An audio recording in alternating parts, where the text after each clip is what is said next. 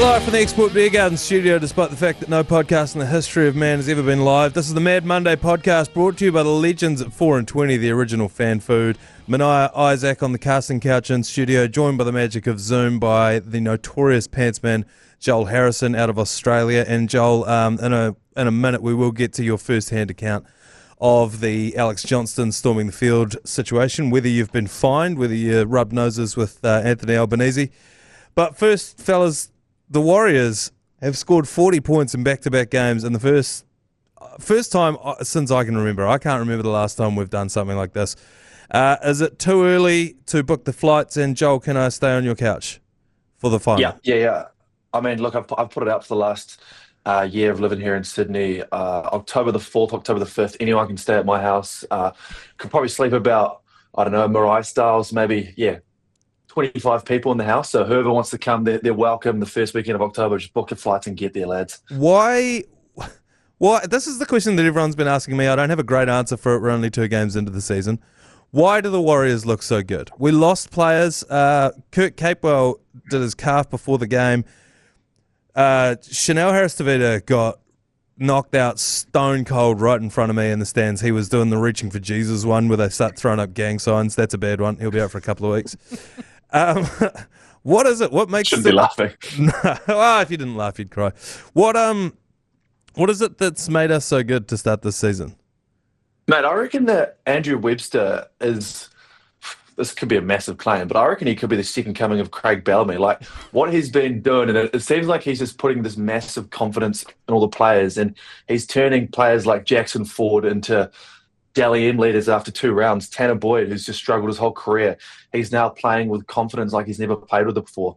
It's like the classic, these kind of mid-range average players, they go to the Melbourne Storm, and a year later they're absolute superstars. So I reckon whatever Andrew Webster's doing, I think he's backing his players. He's given them simple roles, and it seems to me that the players are following instruction, and it's just been working, and it's been gelling really well for the Warriors in the first 2 weeks. Yeah, it seemed to me that since he's come in, obviously there was the whole up the wires season 2023. Then the next couple of seasons after that, it was very like make no mistakes, high completion rate, cut down on errors, which there was still a lot of.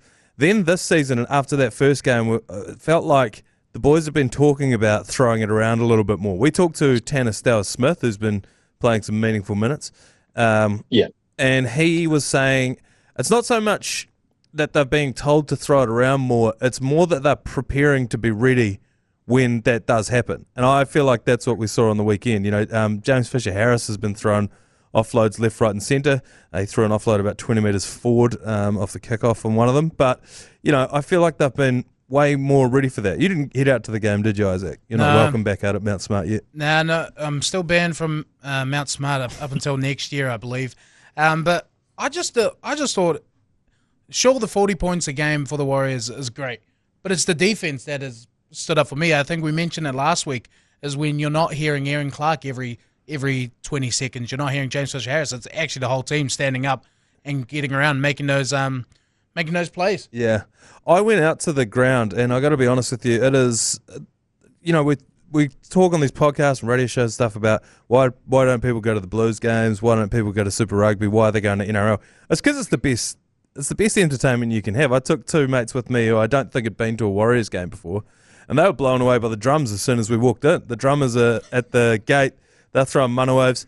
I think the biggest sign to me that NRL is just on another level in this country is there was a girl sitting probably 2 or 3 rows ahead of me, and the entire game she had her phone on selfie mode filming herself or just checking her hair, and she had brought a brush with her to the game and she was just brushing her hair. I think once you've got people who couldn't give a fuck about the game turning up week in, week out, that is a sign of a healthy league. Because you'll know, Pantsman, over in Aussie, it's quite fashionable to be going to AFL games, isn't it? Everyone goes to the AFL games despite the fact they don't care about the game.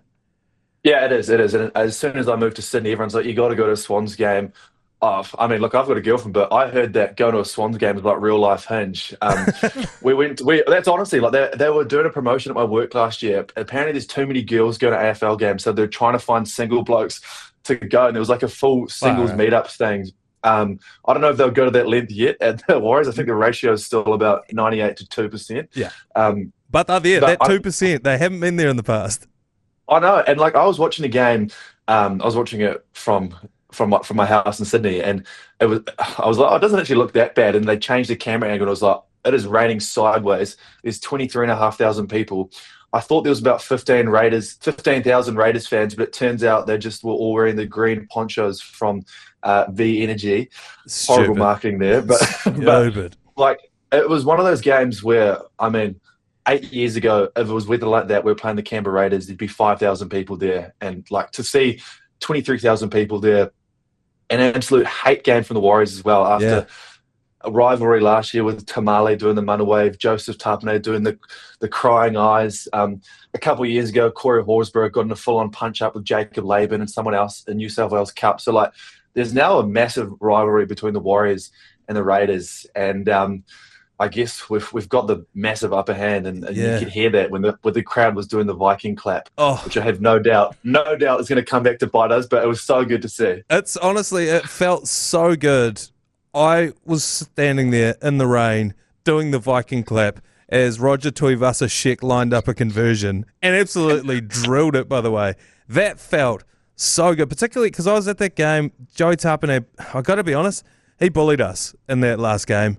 And we had been talking a bit of shit. And we were, I think we had Mitch and Fish in that game, and he still just bullied us. And then Chance was complaining at the end, so he does the crybaby. It was great to see Cam George giving it back to him. Crybaby.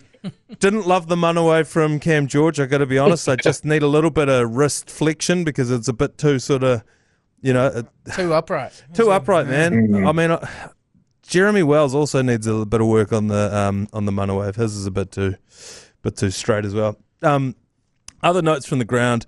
Lily World is a vibe. It's like mini Magic Round every weekend out there because everyone's sticks around and watches the next game. Anyone who hasn't been out to one of the games at Mount Smart this year, they've done up the loos. The toilets are looking good at Mount Smart Stadium. Yeah, treated myself to a little sit-down wait at halftime. And you couldn't have done that in years past at Mount Smart Stadium. You wouldn't want to sit on those metal toilet seats. Anything else? I mean, Leka got last-minute call-up to play 80 minutes. Oh, good. I mean, he looks ridiculous. It's like almost too easy for him. 2 tries. It's like he's made out of flubber. They just can't tackle him. I don't know what's going on there. And I know the Aussie media, they love him, don't they, Joel?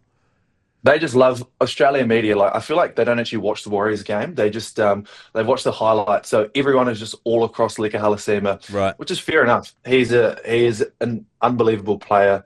But like, yeah, I mean, I just can't get over how good Jackson Ford has been. In past years, he's been solid, but then he just makes 2 errors a game, and those 2 errors just change the whole complexity of the game. So this year, he's cut it out totally. Tanner Boyd, can't get enough of him. Yeah. I thought Tane Tuapiki was really solid when he came on. And it was like a prime example of how the 6-man bench has actually worked really well this year. So, like, yeah, when CHT got knocked out in previous years, we'd probably have to put Sam Healy or Wade Egan at 6. But to put CNK in 6 and Tane Tuapiki at fullback, like, yeah, the Teamless Tuesday comes out in a few hours from now, but surely we have to keep somewhere similar to that with Tane at the back this week. Yeah, I think it's another one of those things I was talking about this morning on the radio show that, we look at the team list before round 1 and we go, how do we fit all these guys on? There's log jams in this position, that position, the other position. Well, this is how we fit them in. It's a long season. There's injuries all the time. You never know the next man is going to get called. Wade Egan was playing in the halves for part of that game.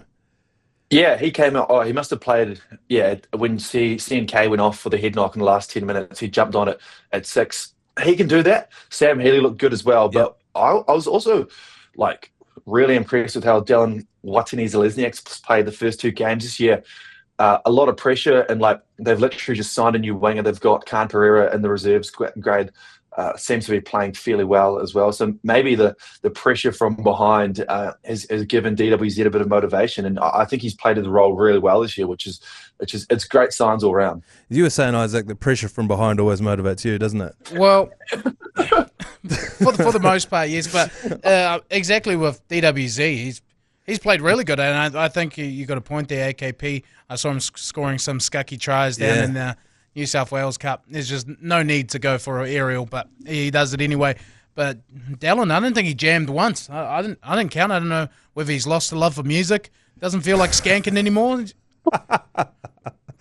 Yeah, and the evidence there is on the scoreboard, 40 points to 6. They scored that first try. I got to be honest, I lost a little bit of faith there. I'll be honest, I'm man enough to admit it. I was like, oh boy, what kind of night are we in for here? And then, to be honest, it was an arm wrestle for the next 70 minutes, 60 minutes. But it was the floodgates that opened. And apparently, again, that's another thing they've been talking about, is just stay in it until the last 20, and then let's see if we can pour it on. It seems to be how they're going. Not going to lie, when they went over for their first try, I had a message loaded up. Joel flicked me a message when my power were down in Brisbane. I think Reece Walsh went over for his, or one of them. They're up by 2-3 tries. Joel flicked me a message too. Wrap it up. I had that same message loaded. I had a little post in the Mad Monday Munters group as well loaded, because been copping a lot of heat there. Yeah, I seem to be falling on the double down. I get roasted when the Warriors win. Yeah, and roasted when the Eels lose. Yeah, funny enough happens a lot. Yeah, that group chat. There was a lot of love for Tanner Boyd flying around in the Mad Monday group chat. I was saying I've seen enough. Send him to Origin. I've given him 7. Yeah. My dad messaged me and said make him the Māoris captain. I think that people have fallen in love with Tanner Boyd. Knowing Webby, I feel like he's just going to get sent straight back down to New South Wales Cup. Don't you think, Joel? Yeah, it's going to be interesting to see. I mean, a few weeks ago, I came out on the Mad Monday podcast and said Luke Metcalf's coming back in round 5. That's right. Looks like it's round 7 or 8 now. But I'm had a crack. Yeah. Look, I mean, you got to put these things out into the world, manifest these things sometimes. But I mean, yeah, like CHT and Tanner Boyd, they could both play a role in the side. I think regardless, you'd probably have CHT in the 14 or 19 position, whatever it is these days. But yeah, like you can't drop Tanner Boyd. He's running the game well. He's actually running the ball, kicking the ball with confidence. Like some of those bombs he put deep into the Raiders half in that game, and it was wet with a footy. Yeah, I mean, he can do no wrong at the moment. The worst thing he could do is us go over to Newcastle and lose to a Newcastle side when they're missing their 3 best players. Yeah, I noticed it from being at the ground. You could see the way he's lining his kicks up. It felt like he found grass every single kick that he made. He was using all sorts, and that is sort of, you would have to say, one of the weaker spots of Metcalf's game. His strength is his running game, and when we were at our best, we had Shaun Johnson and him going. So I feel like they work well together, but I also know that Webby, he'll want to go Metcalf, probably CHT. We'll see how we go. Anyway, as I mentioned, I went and watched the next game afterwards at Mini Magic Round out there at Mount Smart Stadium, Lily World. It was great. I went to the bathroom quickly, and when I came back, my missus was beside herself. She's like, have a look at this. I've never seen anything like it. And the big screen was lit up, and it was Allianz Stadium. It was packed full of people on the pitch. One of those was Joel Harrison. So we'll take a quick break. We'll come back with a first-hand account of the pitch invasion. Right, so as we mentioned, Pantsman, I talked to you on Monday, but you were one of them. People would have seen it on various social media accounts around the traps. One of those being South Sydney Rabbitohs' official Instagram page. You were out on the pitch for Alex Johnston's 213th try. How did you get out there? What did you see? Yeah, look, I mean, if you don't want to listen to this now, it's already been picked up by the NZ Herald this morning as well, so you could just go over and you just read it there. But hey, shout out to Nathan Lim there. But it was a great night. It was a great Friday evening. I'd watched the Warriors with my mates. A huge win. Nothing better than just those couple hours after a massive Warriors win like that as well. Headed on over to Allianz Stadium. I was actually there with the media accreditation pass on as well. So, I mean, I heard on the Agenda podcast yesterday, G-Lane saying that I'm not allowed on the field. I do have the F, which means I legally could have been there on the field. So there is a bit of a hack backdoor operation to this whole thing. But yeah, first half, Alex Johnston scores. I'm sitting in the stands, and like all the people who I work with, they're saying, get down there. You kind of need to be filming. So I somehow meander my way down to the field. through elevators and stuff during half time. And I get down half time. I'm talking to the security guard, and he's like, "Mate, you can go on the field now if you want." And then they kick the ball off. Alex Johnston gets the ball off this amazing sort of wraparound from Latrell Mitchell, David Fifita, and he scores. And then it just all chaos lets loose. It was watching it live. It was like there were a couple of people went screaming out onto the field. Then a few more were like, "Ooh, can I?" And then once there were about 100 on there, then the floodgates opened. How many people were on there by the end of it? I said to you yesterday on the Hodaki breakfast, maybe 5 to 10,000, but on second thought, maybe that's a little bit too much. I might 30? have been. 40? Well, actually, I don't know. Maybe there was 5,000 plus people, like across the whole 15, 20 minutes. I reckon, there would easily have been 5,000 there. Maybe at one time 3,000 max, but it was just it was absolute scenes. Yeah, the guy in the Roosters jersey, he jumped on the field, and he was sort of held back by security. They let him go, and then people just started pouring in. I was talking to security guard, as I said, about a minute before. He said, "You can go on," and he's like, "Oh, please don't, mate." And then these sort of, they must have been like the ball kids got ushered off the field. Then I just ran straight through the gates, had the phone out, as filming, doing a bit of social media work for the Triple M guys. And yeah, I did look like in that South Sydney Rabbitohs photo that they posted, I was running the total wrong direction, but I was just capturing the moment. You see the people just streaming in from the stands. And obviously, as I said before, I had a rugby league skinful. Like there was a bit of confidence behind me while I was on the field, and I just got about 5 meters away from Alex Johnston, and it was an awesome moment. I made sure to get a selfie as well to send into the Mad Monday chat just to prove that I was there. And it was a great time. I actually did also, because I had this accreditation. Like one of the reporters over here, Reedy, he's like, "Mate, get over here." And then I ended up staying and sitting next to the Roosters cheerleaders as well, watching the whole second half, sitting on the field. So it was just like a pretty amazing experience. And I feel like the whole rugby league sporting world have all got behind it. Like last week, people were saying, "Oh no, don't do it, don't storm the field," but everyone's flipped the script. Besides Mike Minogue, I was listening to the Big Show last night, and he said he wasn't a fan of it at all. So Didn't like it. I'm not.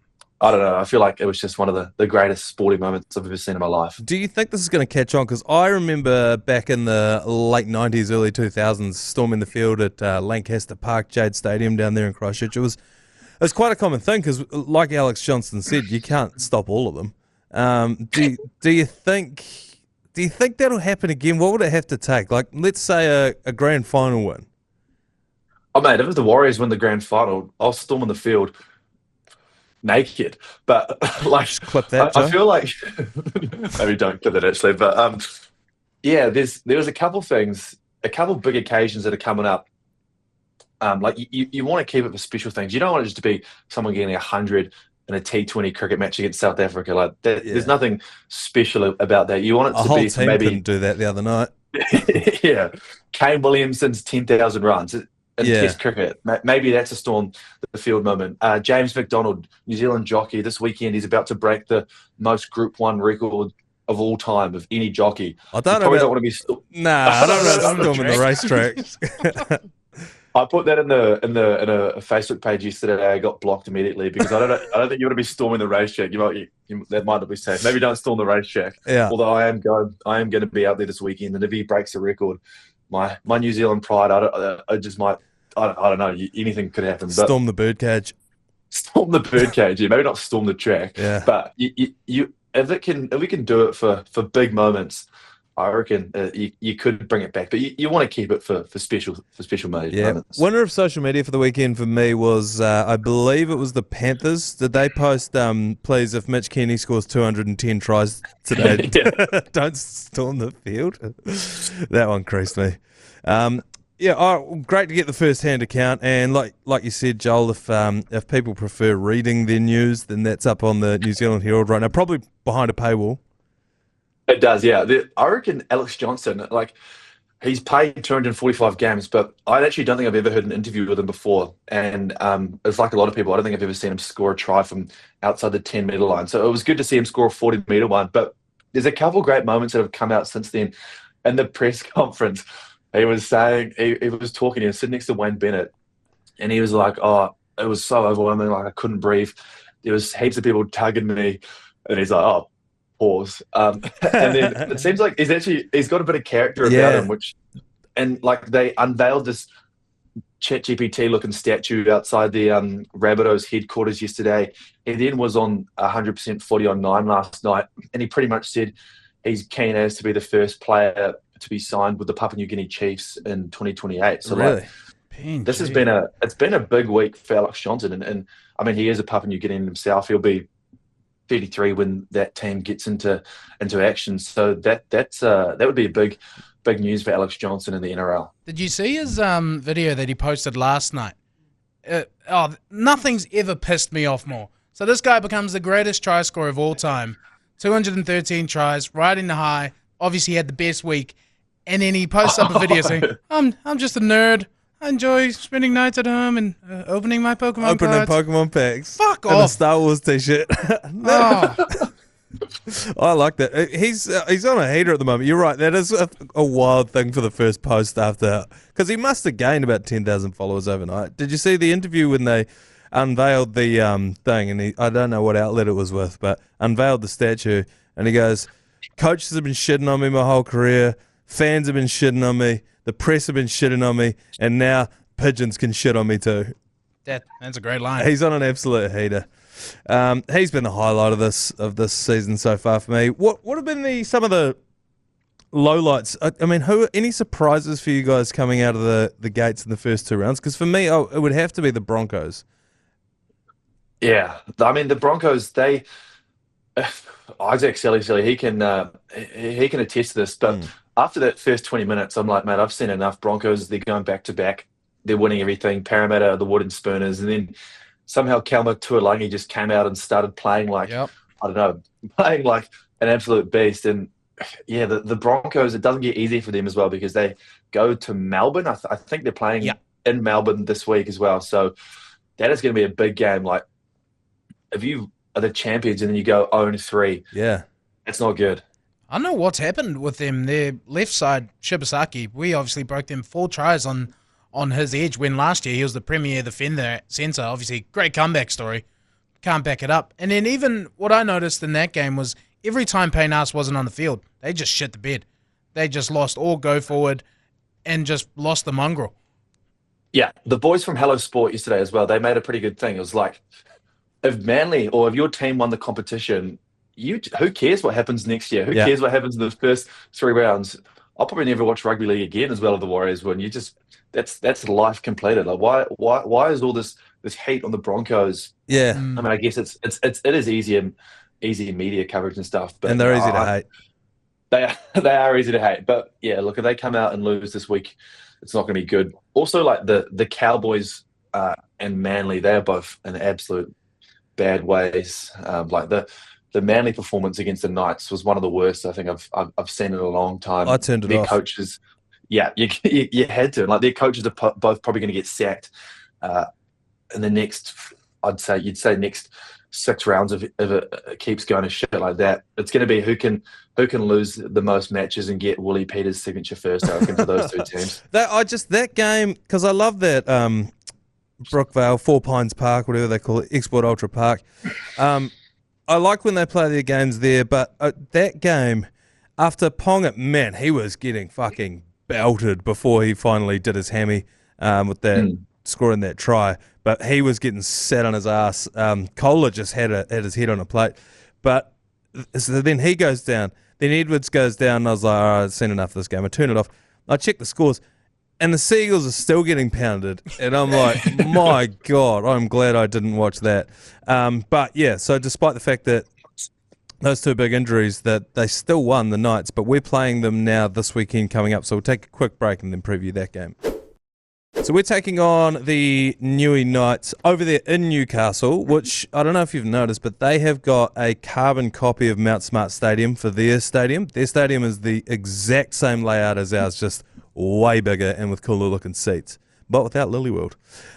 They've now got, as we said before, Ponga's out, Dylan Brown's out, so that's about $5 billion of their salary cap that's out at the moment.